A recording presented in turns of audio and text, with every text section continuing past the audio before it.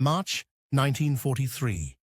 The air above Auschwitz carries the bitter sting of coal smoke and wet snow. The chimneys of the crematoria glow faint red at dusk, their plumes stretching across a grey sky that never truly clears. Inside the camp's electric fences, humanity exists in fragments, stripped of names, of colour, of hope. Among the prisoners trudging back from the workshops that evening, 3 men walk shoulder to shoulder. They keep their heads low, eyes averted, boots crunching in rhythm on frozen mud. One of them, Władysław, a former radio engineer from Krakow, hides a splinter of copper wire inside his sleeve. To anyone watching, it's nothing. To him, it's everything. The Nazis have a rule here. Information is as dangerous as escape. A whisper about Allied progress, a rumor of defeat, a single word of resistance, all can bring death. Yet rumors still leak through the fences. Sometimes a guard brags about German victories that sound less convincing with each passing month. Sometimes new prisoners arrive with eyes that have seen things the Nazis wish to hide. Allied landings, bombings, retreats. Those fragments are all the men have, and even they fade under the weight of starvation and fear. But Władysław knows another way. Before the war, he built radios, clunky, wooden-case things that hummed and crackled with the world's voices. Now, inside Auschwitz, the idea of hearing even a single voice from beyond these walls feels like rebellion itself. That night, after roll call, he crouches on his bunk in Block 11. The barracks reek of sweat, mildew, and despair. Men whisper in Polish, Czech, French, prayers, confessions, fragments of dreams. Władysław leans close to Janek, a mechanic from Warsaw, and murmurs just 2 words. Zrobimy radio. We'll make a radio. Janek stares back, expression caught between disbelief and madness. But slowly, he nods. Over the next days, the two begin to watch. They notice how scrap wire is tossed aside after the electricians finish fixing the SS office lamps, how bits of carbon resistors and broken valves pile up near the workshops that service German trucks, and how the guards never check the small gaps behind the barracks tool benches. Every piece of junk becomes potential salvation. They recruit a 3rd man, Marek, an electrical apprentice who once worked in a post office before being arrested during a roundup in Krakow. His hands still remember soldering irons, even if his body barely remembers warmth. The plan is suicide, yet strangely logical. They will scavenge the parts one at a time. A tuning coil from an old German receiver, a crystal diode from a broken headset, scraps of wire, and above all, a power source. Without batteries, a radio is just a corpse. Then, in one of the camp's vehicle garages, Marek sees it, a damaged dynamo used to charge truck batteries. When no one is looking, he pockets a few strips of magnetic wire. Later, under a tarp, he winds them carefully around a metal screw, forming the crude heart of a coil. Each night, they meet in whispers, exchanging components like smugglers of light. Each morning, they face the roll call, trembling that someone will notice a missing part, a mismatched screw, a stain of solder. What they are building is more than a machine. It's a question whispered against the void. Is the world still there? By mid-April, they have enough. They hollow out a small space behind a wall in the carpentry workshop, just large enough to hide a shoebox. Władysław fits the coil, diode, and wires together, hands shaking not from cold, but from awe. The shape forming before him is familiar, almost comforting, a small voice box in a world that has forgotten to speak. He presses a piece of wire to his ear, and for a second, there is only silence. Then, faint, uncertain, a flicker of sound. Static, real static. He bites his lip to keep from crying out. It works. It actually works. But static is not enough. He wants voices, proof of life beyond the barbed wire. So he tunes carefully, turning the coil a millimeter at a time. The air vibrates with ghostly frequencies. Then suddenly, like a ripple through the smoke-filled air, a human voice, distant and clear. Allied forces, advancing, Tunisia. He freezes. Yannick's eyes widen. Marek leans in, hand covering his mouth. It's real. The BBC beaming from London across a continent of war. The camp is silent, but in that secret space behind the wall, the world returns. For the first time in years, Władysław allows himself to believe Germany is losing, and the prisoners are not alone. In a place where words could kill, news now travels faster than disease. It begins with a whisper passed at the soup line. Then it's traded for bread in the factory, murmured through cracked lips in the latrine queue, disguised as prayer in the barracks. The Allies are in Sicily. The Russians broke through near Kursk. London is still standing. Every rumor begins with that hidden radio tucked behind a false wall beneath a shelf of wooden tools. The men rotate listening duty, 10 minutes at most, never at the same time each day. The signal crackles at dusk, when the guards smoke outside, when the wind carries the sound away from the barracks. To share the information, they invent a system of codes. Yannick scratches marks on his boot soles to remind himself of dates. Marek coughs twice when the BBC mentions victories on the Eastern Front. To anyone else, it looks like meaningless gestures. To them, it's the heartbeat of freedom. Hope spreads, subtle, invisible, and unstoppable. Prisoners who could barely stand a month ago now whisper with fire in their eyes.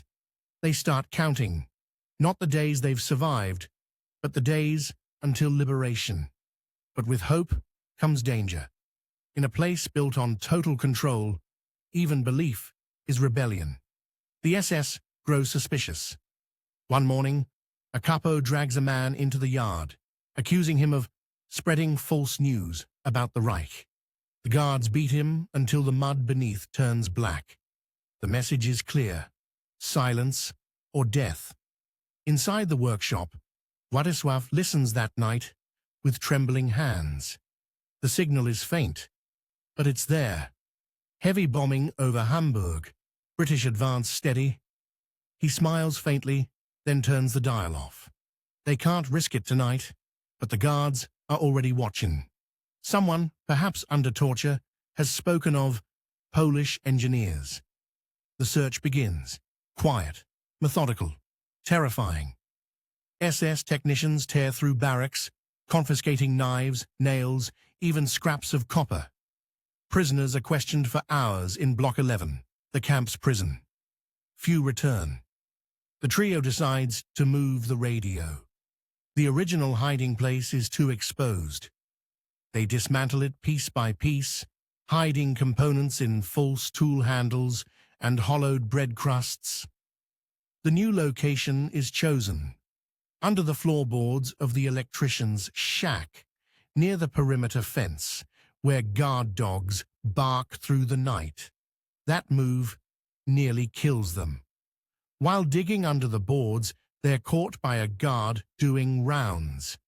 Yannick quickly pretends to be fixing a light socket, holding up a screwdriver as if it's part of his assigned work detail.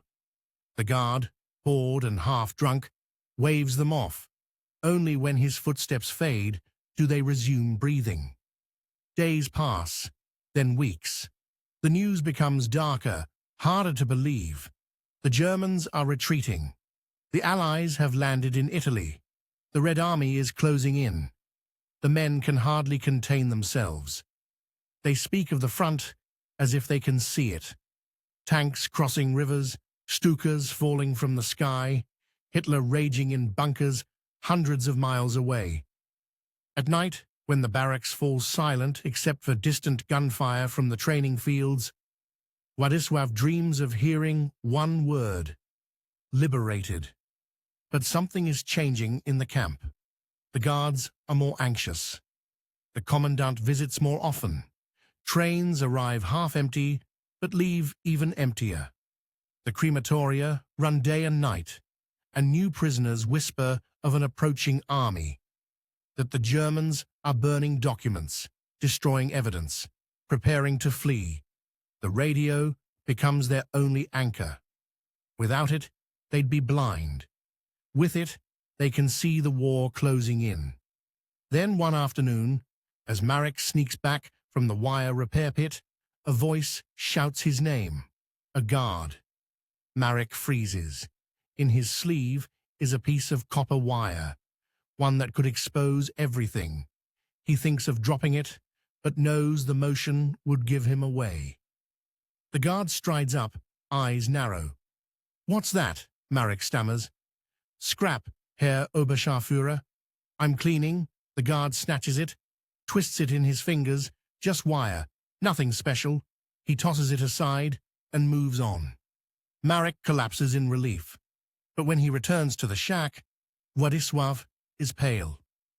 "We're getting too close," he whispers. "They know something's wrong." That night they tune in again. Through static, a phrase pierces the noise. "Soviet troops approaching Krakow." The men stare at each other. Krakow, less than 60 kilometers away. The war is at their doorstep. January 1945. The camp is dying, but it doesn't know it yet. Snow falls in thick, muffled sheets. The air smells of smoke, sweat, and something metallic, fear. The SS are burning files. Prisoners vanish overnight, marched into the forest on evacuation orders that no one returns from. The radio, their secret miracle, now hums like a heartbeat beneath the floor. Władysław kneels beside it one last time, hand resting on the coil. He feels the vibration, the faint warmth of life within the wires. "One more night," he murmurs. "One more broadcast." The three men take turns listening. The BBC voice is distant, but steady. Soviet forces have entered southern Poland. The liberation of Krakow is imminent. They exchange glances, disbelief, joy, terror. The front is moving fast. The SS will soon retreat, and they will kill whoever's left to hide the evidence. They decide to spread the news, carefully. Marek tells a doctor in the infirmary. Janek whispers to the carpenters in Block 10. Władysław slips a note under the barracks door. "The Russians are coming. Hold on by morning." The camp is vibrating with quiet electricity, not from machines, but from hearts remembering how to hope. Even those too weak to stand lift their heads a little higher. Then chaos, guards shouting, search dogs barking. A siren screams through the compound. Word spreads fast. A search is underway. Someone overheard the wrong whisper. The SS are tearing through buildings again, overturning beds, ripping up floorboards. Władysław and Janek race to the electrician's shack, faces numb with cold. They open the floor hatch and stare at the radio, their lifeline, now a death sentence. "We have to destroy it," Janek says. Władysław hesitates. "It's proof the world still exists." "Not if we die with it." With a deep breath, Władysław grabs the radio, crushes the crystal diode under his boot, and scatters the wires into the snow outside. The machine that defied Auschwitz dies quietly, like a final whisper fading into the cold. Moments later, SS men burst into the workshop. They find nothing, only frightened workers and a floor smeared with dust. One of them kicks the wall, curses, and leaves.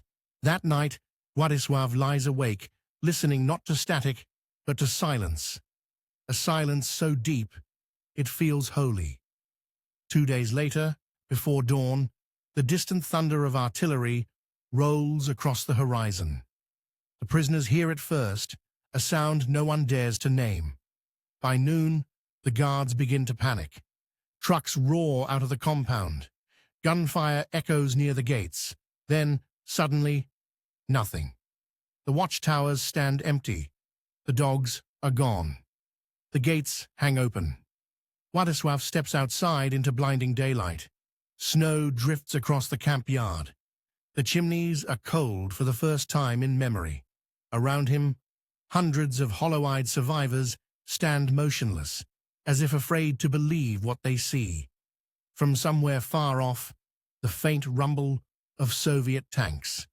Liberation, not a word, but a sound. He closes his eyes and imagines the voice from the BBC, the one he last heard through static and wires. The prisoners are free. The radio is gone, but its echo remains, not in the walls, but in the people who dared to listen.